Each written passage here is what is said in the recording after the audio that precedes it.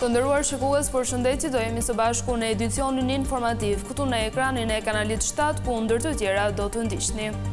Operacioni gjyra antidrog në Elbasan, 16 persona arrestohen dhe 8 të tjerë shpallen në kërkim kontrole në 10 banesa dhe biznese. Berisha i quan Saljanin kandidat të Ramës dhe tradhtar të Partisë Demokratike, reagon ish deputeti Umbra Burgti bën miliona me qeverinë. I marrë çel sezonin turistik me një seri aktivitetesh, bashkia fton turistët të kalojnë pushimet. Ofrojmë jo vetëm plazhe, por edhe traditë dhe kulinari të pasur. Henry Rufa është konkurrenti më i ri i Ferma VIP 3, sfida e debatit në mbrëmjen e të premtes, por edhe atmosferë festive në ditëlindjen e Indrit.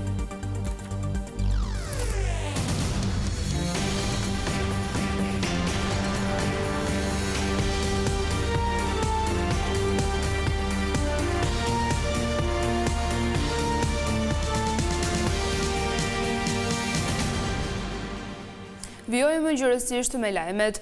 16 persona janë arrestuar dhe 8 të tjerë janë shpallur në kërkim nga policia në Elbasan. Operacioni kundër grupeve kriminale të trafikut të drogës është shtrirë në 10 banesa si dhe biznese. Kontrole po ashtu janë zhvilluar edhe në Librasht dhe Prenjas. 16 persona janë arrestuar në kuadër të operacionit policor të koduar grupi i zhvilluar në Elbasan për goditjen e grupeve të trafikimit dhe shitjes së lëndëve narkotike. Prokuroria Elbasan ka lëshuar gjithsej 24 urdhra ndalimi, ndërsa janë ekzekutuar në total 16 prej tyre. Ndërkohë, 8 persona të tjerë janë shpallur në kërkim. Nga kontrollet e ushtruara në 27 banesa dhe ambiente të ndryshme, u sekuestruan rreth 9 kg kanabis, një pjesë e ndarë në doza për shitje, rreth 100 gram kokain, 5 peshore elektronike, 7 automjete dhe 17 aparat celular. Operacioni u zhvillua nga skuadrat e hetimit të narkotikëve në drejtorinë vendore të policisë Elbasan, në bashkëpunim me prokurorinë, ndërsa hetimet, të ndjekura për disa muaj, kishin në fokus trafikimin dhe shpërndarjen e lëndëve narkotike në zonat e Elbasanit, Librashtit dhe Prenjasit.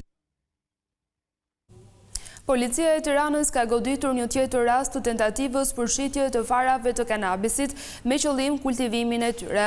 Në Pranga është vendosur një 66 vjeçar të cilët u gjetë 1000 fara të bimës narkotike. Gjatë kontrollit në automjetin e tij, blut kishin informacion se Lulzim Kalaja ishte përfshirë në aktivitetin e narkotikëve e më pas organizuan operacionin për arrestimin e tij. 66 vjeçari është kapur tek thesa e Kamzës, ku dyshohet se farat e kanabisit do të shiste të persona të tjerë. Një tjetër rast i dytë lidhet me një shtetas të cilit ju gjet një sasi e vogël lëndë narkotike që e kishte bler nga një 27 vjeçar banues në Tiranë.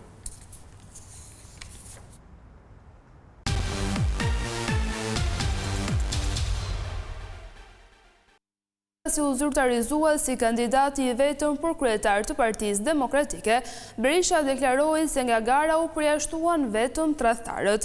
Ai quajti rivalet e tij si kandidatë e Edi Ramës apo persona që punuan kundër Partisë Demokratike në zgjedhje.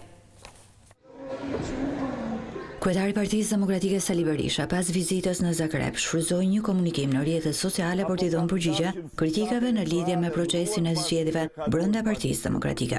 Berisha u kujdes të ndante në 2 kategori kandidatët të cilët nuk u pranuan. Një kategori e cila sipas tij punon kundër demokratëve dhe një kategori që nuk plotson kriteret. A mund të imagjinosh ti që në garën e Partisë Demokratike të marrin pjesë kandidatë të Edi Ramës, apo kandidatë të cilët në fushat elektorale punon haptas kundër Partisë Demokratike, apo kandidatë që në fushat elektorale ndruan parti dhe kaluan parti tjetër. Do më falësh, këta në çdo parti politike në botë, në çdo parti me ndërgjegje politike, këta përjashtohen dhe vetëm përjashtohen. Berisha shpjegoi se Partia Demokratike është ndër të paktat parti që e zgjedh kryetarin nga antarësia, duke sjellë në vëmendje se Partia Socialiste nuk bën zgjedhje për kryetarin prej vitit 2009. Partia Demokratike është parti e hapur, s'mund ta marrë kushkur, u përpoqen për ta marrë. Unë i them se këtë parti Edi Rama s'mund ta marrë kurrë me kandidatura të shtira. Kryetari i Partisë Demokratike Sali Berisha shfrytzoi komunikimin në rrjetet sociale për shpjeguar pikat kryesore të rezolutës për Shqipërinë, që u miratua një ditë më parë në Zagreb në forumin e Bashkimit Ndërkombëtar Demokrat, grupimit të partive të djathta dhe të qendrës nga gjithë bota. Në këtë rezolutë i u paralajmëroi se procesi i antarësimit në Bashkimin Evropian është ngadalësuar për shkak të pengesave nga qeveria, korrupsioni për hapur sistemik, kapja e shtetit dhe lidhjet mes krimit të organizuar e niveleve më të larta të pushtetit. Në raport me zgjedhjet i DU, nëpërmjet kësaj rezolute mbështet modelin e një qeverie kujdestare për të garantuar zgjedhje të lira e të ndershme. Ervin Saliani hodhi poshtë akuzat e Berishës se ai ishte kandidat i Ramës në garën për kreun e Partisë Demokratike. Sipas tij, faktet tregojnë se ai bëri burg për motive politike, ndërsa Berisha po fiton milionat nga Rama. Ish-deputeti demokrat Ervin Saliani i është përgjigjur me njëherë akuzave të bëra nga kreu i Partisë Demokratike Sali Berisha, pasi ky i fundi deklaroi se nuk mund të pranohen kandidatë lidhur me kryeministrin Edi Rama në garën për drejtimin e partisë. Në reagimin e tij Saliani përdor tone të ashpra, duke akuzuar Berishën për bashkëpunim me qeverinë dhe përfitime personale. Sali Koltuku, plaku i lumtur në azilin e Ramës. Unë bëj burg, ti Sali bën lek nga regjimi Ramës. Ty Sali, të nxjerrë Rama nga burgu se i duhesh, mua më fut në burg Rama se e mund, por për mjeranin e azilit e Ramës që e kthyer ti, unë që bëj burg, shitem. Ndër të tjera Saliani akuzon Berishën dhe për afera dhe lidhje me zyrtar të qeverisë. Me ballukun ti Sali merr leje, licenca e tendera, por unë zhurmoj. O zoti fosile, ballukun dhe agasin nuk i bashkoj dot Rama, jo unë. I vetmi që i ke bashkuar në një formë je ti, se pagueshe nga të dy, edhe nga agasi, edhe nga balluku. Prandaj, nuk i nxjerr dot dosjet e të dyve. Publikoi të plota frikacak. Ti Sali, për lek shet edhe shpirtin, nuk të mjaftojnë koncesionet, lejet, kullat, tenderat, minierat, hidrocentralet, parqet, bregdeti dhe malet që po i shqyen bashk me Ramën. Dhe për të përfituar këto, nuk ke asnjë merak të legenosësh. Ai fajson Berishën për lidhje me Ramën dhe për pengimin e tij në kandidim. Unë nuk ja fal as Ramës as ty një vit heqje lirie, as heqjen e mandatit dhe as ndalimin e kandidimit. Njësoj si Rama edhe ti. Ai më ndaloi kandidimin për deputet, ti për kryetar. Në përfundim Saliani paralajmëroi se si Sali Berisha ashtu dhe kryeministri Edi Rama do të çmontohen politikisht.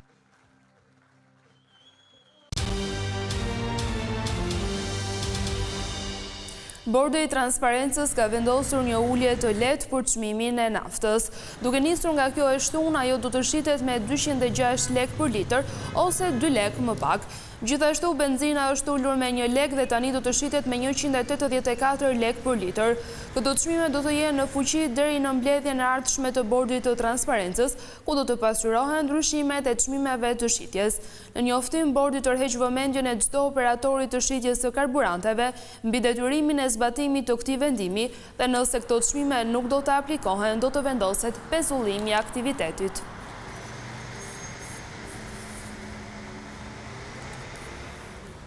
Kjo fundjavë shënoi hapjen e sezonit në Himar. Kryebashkiaku Vangjel Tavo ftoi turistët për të kaluar pushimet në këtë zonë që ofron jo vetëm plazhin, por dhe traditën e kulinarinë. Sezoni turistik është çelur zyrtarisht në Himar, duke sjellë një kalendar të pasur aktivitetesh. Kryetari i Bashkisë Vangjel Tavo tha se këto aktivitete synojnë jo vetëm promovimin e Himarës si destinacion turistik bregdetar, por edhe si një qendër e pasur me traditë dhe histori.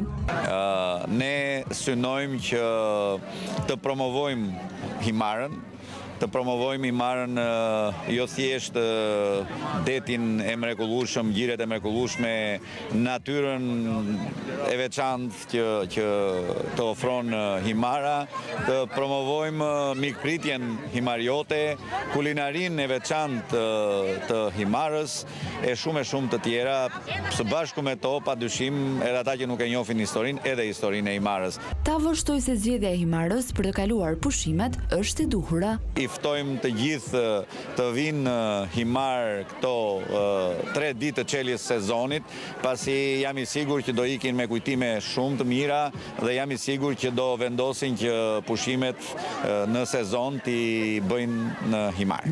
Patjetër që oferta turistike është shumë e gjerë dhe sikur se e thash, kush vjen në Himar vjen vërtet për pushime, bën pushime, po ikën nga Himara me shumë kujtime të paharueshme që rikthehet në Himar për të bërë përsëri pushime. Himara është një nga destinacionet kryesore turistike në Bregdetin Jonian. Ajo përfshin shumë plazhe që popullohen gjatë verës, e po ashtu edhe objekte të tjera historike, si kalaja e Qytezës. Plazhi i Velipojës është vizituar nga një numër i lartë pushuesish këtë të shtunë. Sipas autoriteteve vendore, pritshmëritë për këtë sezon veror pritet të jenë më të larta, krahasuar me një vit më parë, ndërkohë bashkia ka marrë edhe një aksion për mirëmbajtjen e tij. Kjo fundjavë i gjeti Velipojën të mbushur me vizitor, duke dhënë sinjalet e para të një sezoni turistik premtues.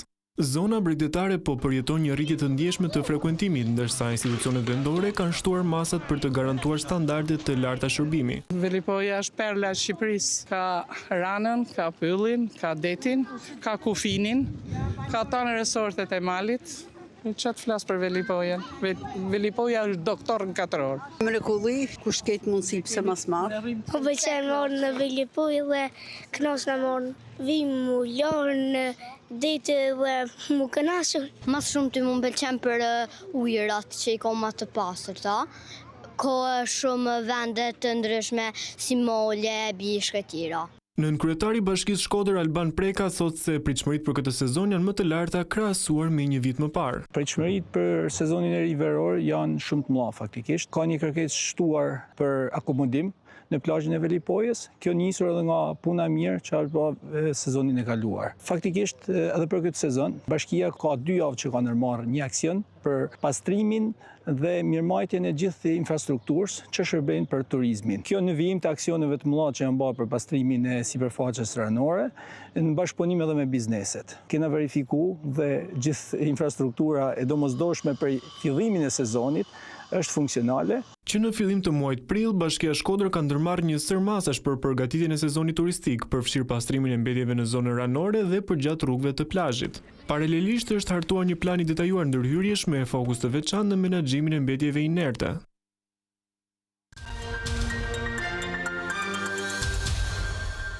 Henry Rufa është bërë pjesë e Ferma VIP 3 duke sjellë dinamika të reja në lojë.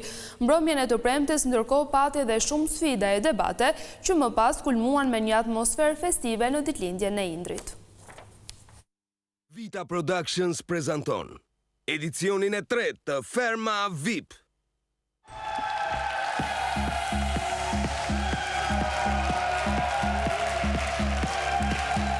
Mbrëmjen e së premtes u transmetua nata e 11 e spektaklit Ferma VIP 3 në ekranin e Vision Plus. Një natë që solli gjithçka, hyrje të reja, sfida të forta, përplasje të ashpra, nominime vendimtare dhe surpriza plot emocione.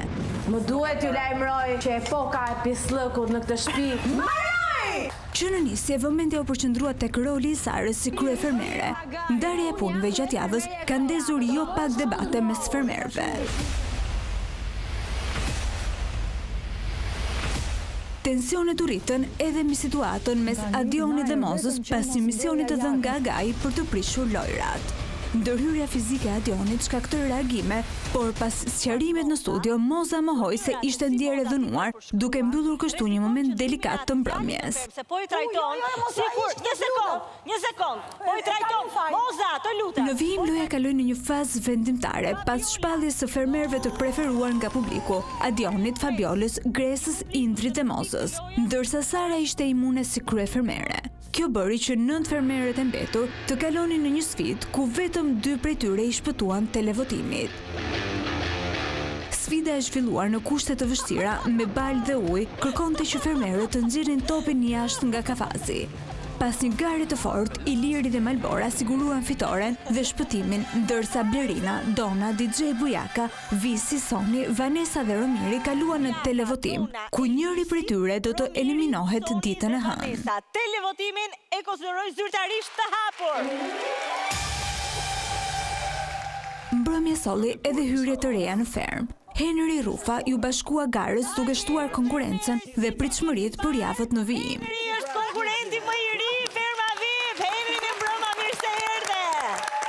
Emocionet kulmuan me festën e 37 vjetorit të Indrit. Pas mesnate, fermeri mori një mesazh prekës nga i biri, ndërsa pati edhe një takim me nënën e tij.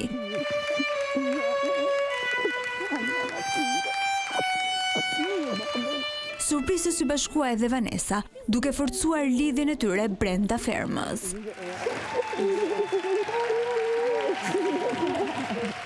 Ndërkohë shkeljet e rregullave nuk munguan. Fabiola dhe 6 fermerë të tjerë u ndëshkuan nga Agai, duke u dërguar tek fakiri, çka shtoi presionin dhe tensionin në lojë. Prajmi 11 u mbyll duke lënë pesull fatin e disa fermerëve në televotim deri mbrëmjen e së hënës, ndërsa gara po hyn në një fazë gjithnjë më të fortë. Ndaj mos u mbisni çdo zhvillim 24 orë në 7 ditë të javës në 2 kanale të dedikuara dhe në platformën YouTube. Kalofshi bukur, natën e mirë, bon weekend! Të nderuar shikues, gjithçka e përgatitur edhe për këtë edicion informativ, bashkë ndajemi këtu natën e mirë.